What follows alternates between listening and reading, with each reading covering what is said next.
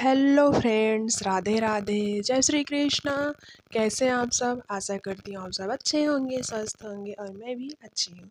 तो आज इस वीडियो में मैं आप सबको पौष मास शुक्ल पक्ष की पुत्रदा एकादशी के व्रत का कथा यानी महात्म्य को सुनाऊंगी। ध्यान से सुनिए।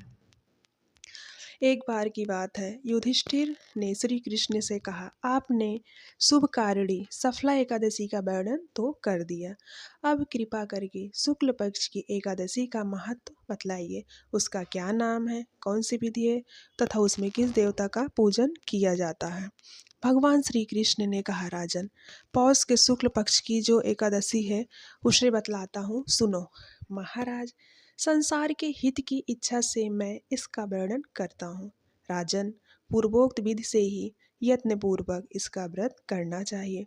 इसका नाम पुत्रदा है। यह सब पापों को हरने वाली उत्तम तिथि है। समस्त कामनाओं तथा सिद्धियों के दाता भगवान नारायण इस तिथि के अधिदेवता हैं।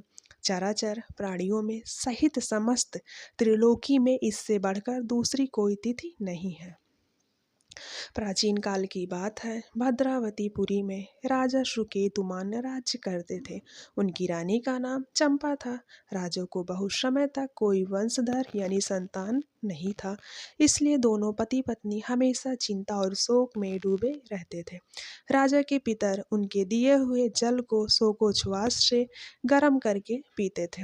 राजा के बाद कोई ऐसा नहीं दिखाई देता जो हम लोगों को तर्पण करेगा, यह सोच सोच कर पितर दुखी रहते थे। एक दिन राजा घोड़े पर सवार हो गहन वन में चले गए। पुरोहित आदि का किसी को भी इस बात का पता नहीं था।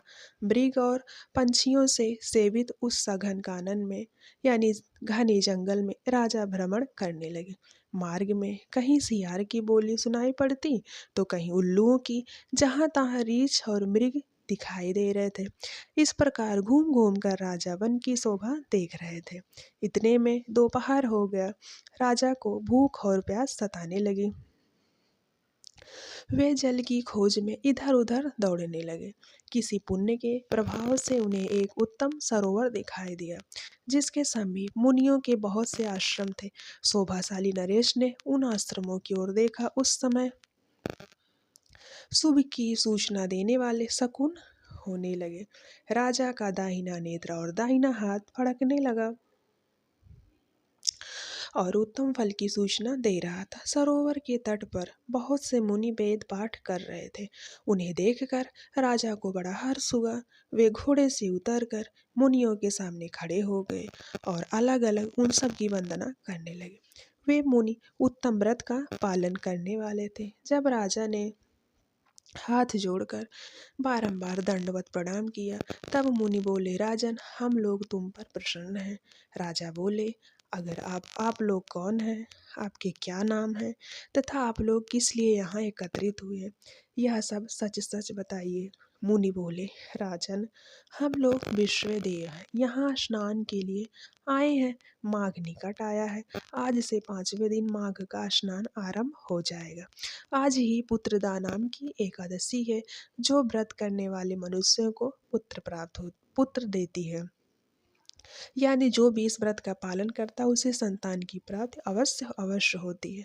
राजा ने कहा, विश्व देवगढ़, यदि आप लोग प्रसन्न हैं तो मुझे संतान प्राप्त का वरदान दीजिए।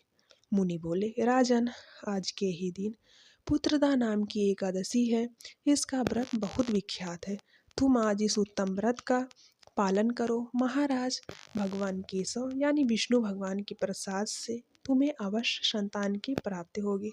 भगवान श्री कृष्ण कहते हैं, युधिष्ठिर, इस प्रकार उन मुनियों के कहने से राजा ने इस उत्तम व्रत यानी पुत्रदा एकादशी के व्रत का पालन किया।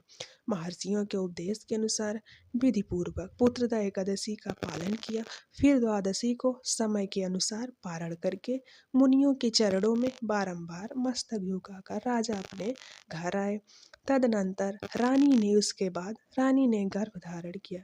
प्रसव काल आने पर पुण्यकर्मा राजा को तेजस्वी पुत्र प्राप्त हुआ, जिसने अपने गुणों से पिता को संतुष्ट कर दिया। वह प्रजाओं का पालक हुआ। इसलिए राजन, पुत्रदा का उत्तम व्रत अवश्य करना चाहिए। मैंने लोगों के हित के लिए तुम्हारे सामने इसका वर्णन किया है। जो मनुष्य एकाग्रचित होकर पुत्रदा एकादशी का व्रत करते हैं वे श्लोक में पुत्र पाकर मृत्यु के पश्चात स्वर्गगामी होते हैं। इस महात्म्य को पढ़ने और सुनने से अग्नि अष्टम यज्ञ का फल मिलता है। तो दोस्तों, ये रही पुत्रदा एकादशी व्रत कथा। आशा करती हूँ एक छोटी सी कहानी हमारे द्वारा जो सुनाई गई है आप सबको पसंद आई होगी। ऐसे ही अपना प्यार बनाए रखिए। मिलते हैं अगले वीडियो में। राधे राधे, जय श्री कृष्ण।